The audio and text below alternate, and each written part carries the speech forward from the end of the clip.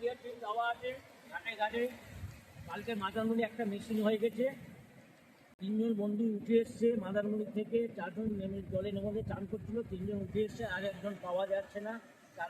তার পরিবার করে এই ঘাটে ডুবে গেছে। আমরা আজ থেকে তাকে খুঁজে পাচ্ছি না। ডেডবডি খোঁজার জন্য আমরা ঘুরছি ঘাটে ঘাটে, সব স্পিড তো বল দেওয়া আছে, লুইয়া দেওয়া আছে।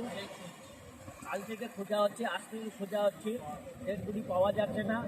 পেলে তার পরিবার হাতে তুলে দেওয়া হবে, মাদারমণি থানায় হ্যান্ড নাম্বার করা হবে। আমার নাম রতন দাস, দীঘা শঙ্করপুর ডেভেলপমেন্ট অথরিটি।